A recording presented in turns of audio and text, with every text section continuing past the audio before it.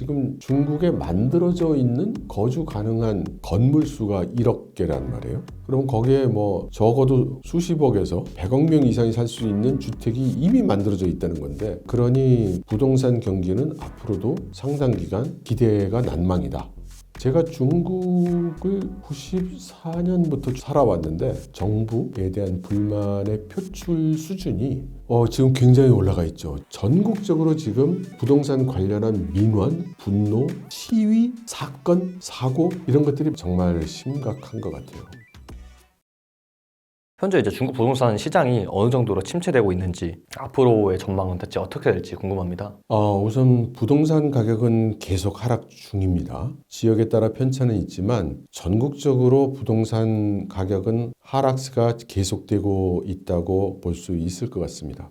그리고 중국의 부동산 가격이 너무 거품 아니냐에 대해서는 사실 거기에 대한 대답은 하기가 어려워요. 근본적인 차이가 몇 가지가 있거든요. 하나는 중국의 경우는 집을 사면 땅은 국가 거기 때문에 건물만 사는 겁니다. 그러면 그 땅을 사용할 수 있는 연한이 있거든요. 일반적으로 주거용 부동산의 경우에는 뭐 70년, 75년 뭐 이 정도예요. 그래서 중국은 오래된 부동산은 가격이 내려가요. 왜냐하면 시한이 다가오고 있으니까. 근데 그 시한에 도달하면 어떻게 되느냐? 그걸 아무도 몰라요, 지금.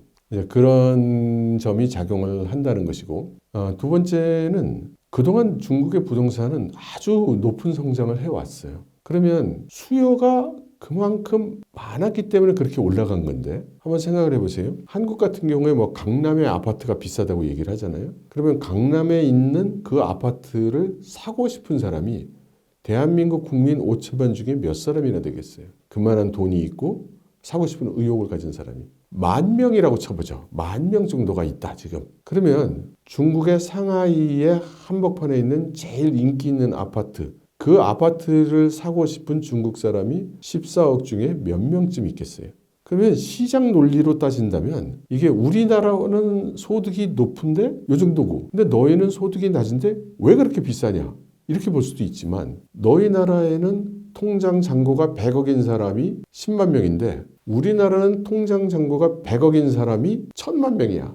이럴 수도 있거든요. 그러면 어느 쪽이 과연 비싸고 안 비싸고 이렇게 얘기를 할 수 있느냐? 이렇게 단순 비교는 좀 어려울 겁니다. 그것을 상대적으로 이제 이야기를 해보면, 제가 체감할 때 아무튼 일반적인 중국의 월급쟁이가 아파트를 사느냐 못 사느냐를 가늠하는 난이도를 생각해 본다면 우리나라보다 쉽습니다. 왜 쉬우냐? 일단 중국은 대부분 아파트 분양을 받을 때 계약금이 높아요. 계약금이 전에 좀 낮을 때는 한 10%까지 내려간 적도 있긴 하지만 보통 20%, 30% 정도 됩니다. 그래서 그 돈은 내야 돼요. 그런데 나머지 잔금은 대출이 다 돼요, 그게. 그러니까 10억짜리 아파트가 있다 그러면 2억을 내가 어떻게든 마련해서 계약을 하고 8억은 은행 대출을 일으켜서 넣고 그 다음 살아가면서 그것을 이제 갚아 나가면 되는 거죠. 그러다가 옆집 아저씨가 팔고 싶대. 근데 그동안 저축해 놓은 돈이 한 1억쯤 있어요. 그러면 한 1억 정도 뭐 부모님한테 좀 도움을 받든지 뭐 친구한테 빌려준지 이렇게 땡겨서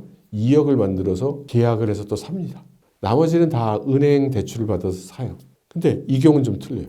거기 내가 들어 살 게 아니잖아요. 월세를 줍니다. 그럼 그 월세를 가지고 은행 융자금, 원리금 주는 거 다 갚고 남아요. 그러니까 당연히 이 부동산 쪽으로 감각이 있는 사람은 조금 무리를 해서라도 집을 2개 사게 되고, 이게 재미가 있어. 그냥 가만히 있어도 불로소득이 들어와. 그럼 세 번째도 하나 더 하고, 네 번째 하나 더 하고. 그러니까 우리식으로 얘기하면 갭 투자 같은 게 되겠죠. 근데 우리나라 갭 투자는 대개 주택 가격의 차액을 노린다고 하면 여기는 달달이 들어오는 월세가 있기 때문에 그게 훨씬 더 쉬운 거예요. 그래서 하나씩 하나씩 하다 보니 나 아파트 100채야 뭐 이런 사람도 나오게 되는 거고요. 그러면 아파트를 사고 싶은 사람이 이렇게 많아지니까 아파트 가격이 계속 올라가겠죠. 그래서 그것을 일방적으로 탁 칼로 두부 자르듯이 중국의 부동산은 좀 거품이다, 아니다, 그렇게 얘기하기 힘든 면이 있어요. 거기에 또 하나, 지역에 따른 가격 차이가 엄청나게 심해요. 상하이의 제일 비싼 초호화 아파트는 분양할 때 240억 정도, 우리나라 돈으로 그 정도에 분양을 했어요.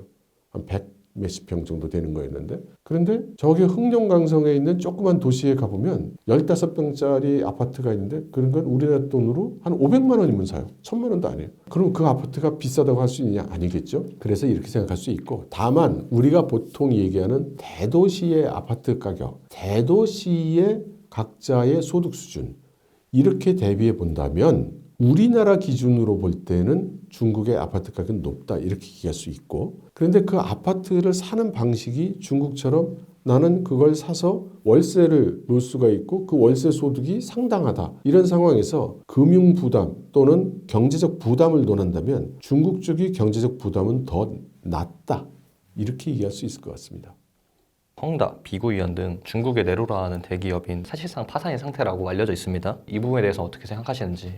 지금 중국의 부동산 문제가 아주 심각하죠. 그리고 말씀하신 대로 부동산 개발 회사들이 좀 도산 위기에 몰려 있는 데가 많기도 합니다. 또 외부로 많이 그 언론을 타진 않았지만 이미 지난 2년 동안 수백 개의 부동산 기업들이 이미 도산을 했어요. 다만 이제 대외적으로 지명도가 있는 큰 기업들, 초대기업들, 헝다, 에버그란데라든가 말씀하신 비그웨인 같은 데가 지금 도산 위기에 몰리니까 이제 국제적인 빅뉴스가 되고 있는 거죠. 이런 식으로 몰리는 상황에 대해서 중국 정부는 이미 한 5년 전부터 경고를 해왔습니다. 그리고 그때부터 이 상황을 대비해서 이래야 된다, 저래야 된다, 그래서 이런 정책을 실시한다, 저런 정책을 실시한다, 이렇게 해왔죠. 그리고 나서 5년이 지난 오늘날 도산 위기를 맞이하고 있는 기업들 중에는 중국 정부의 이런 정책을 잘 따라준 기업도 있고 거의 말을 전혀 듣지 않은 기업도 있습니다. 그래서 이들 기업들은 다 똑같이 도산 위기에 대해서 방치되는 것은 아니고 중국 정부가 볼 때 가장 말을 안 들었던 기업,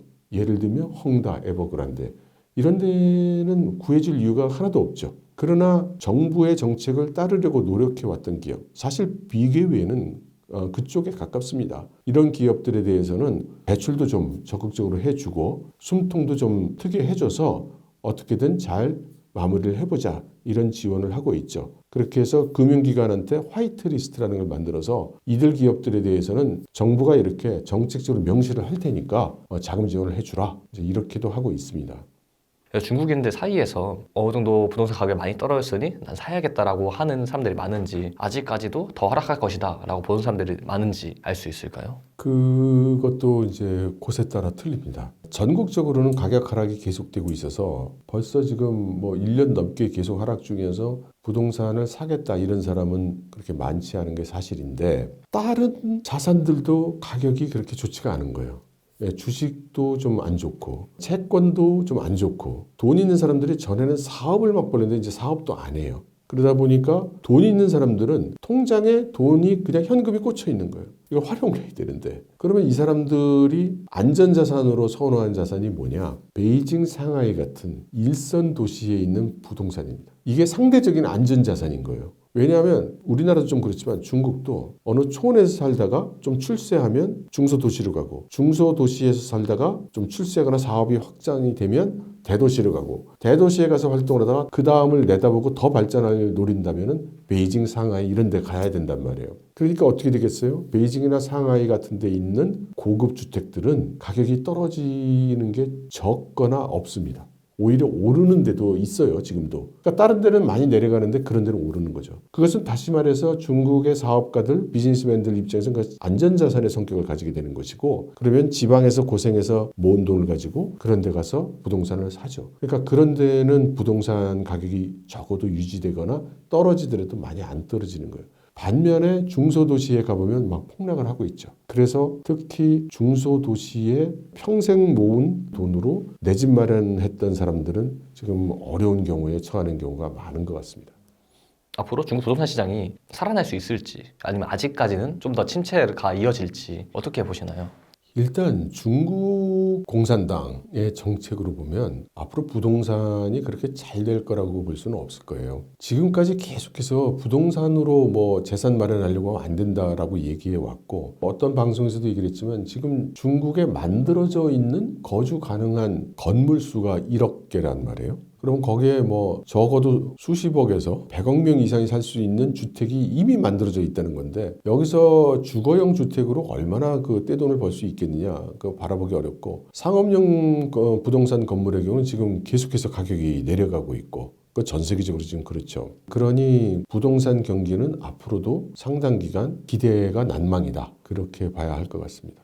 지난달에 이제 중국 은행에서 기준금리를 6개월 만에 좀 인하를 했다라고 합니다. 그래서 이게 약간은 긍정적인 영향이 아닐까라고 보시는 분들도 계시는데요. 그러니까 중국은 미국 연준이 금리를 막 올려가고 그걸 따라서 세계 각국이 같이 금리를 올려갈 때 중국은 금리를 올리지 않았어요. 계속해서 그 저금리 상태를 유지를 했습니다. 여러 가지 이유가 있지만 기업의 부담을 줄이고 특히 부동산 담보 대출을 받고 있는 대다수 중국 인민들의 부담을 고려해서 이제 그렇게 한 거였거든요. 그런데 집 가진 사람들 입장은 집값이 자꾸 내려가니까 그러면 안 되겠다는 거예요. 집값을 올려달라는 거죠. 적어도 떨어지지는 않아야 될 거 아니냐 이런 요구가 있는 거죠. 그리고 지금 부동산 담보 대출을 안고 있는 사람들이 너무나 지금 괴롭기 때문에 이 부담을 좀 낮춰줘야 되는 필요도 동시에 또 존재를 해요. 그리고 시장에서는 자꾸 뭔가 화끈한 정책을 내놔라. 부동산이 문제니까 화끈한 정책 내놔 하니 중국 정부가 금리를 요만큼 내렸다가 그래도 시장에서 반응 안 하니까 요만큼 내렸다가 요번엔 요만큼 손가락 하나씩 내렸지만 이번엔 3개 내렸어. 뭐 이렇게 얘기하는 건데 여기에 대해서도 시장은 크게 반응 안 하죠. 그럴 수밖에 없어요. 왜냐하면 시장이 바라는 건 뭔가 화끈하게 말이야. 뭐 중국 정부가 팍 이렇게 해서 부동산 가격 갑자기 뭐 상승 국면으로 전환 이런 걸 기대하는 건데 미안하지만 중국 정부의 정책 방향은 절대 그렇지 않습니다.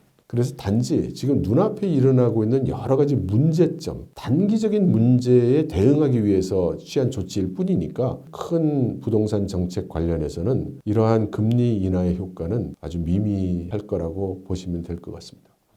이런 상황이라면 가장 피해를 보는 건 아무래도 중국말로는 인민들이겠죠. 가장 많은 걸 잃은 사람들이 가장 분노하기 마련인데 중국 국민들의 정치권에 대한 반감이 어느 정도로 올라가 있는지.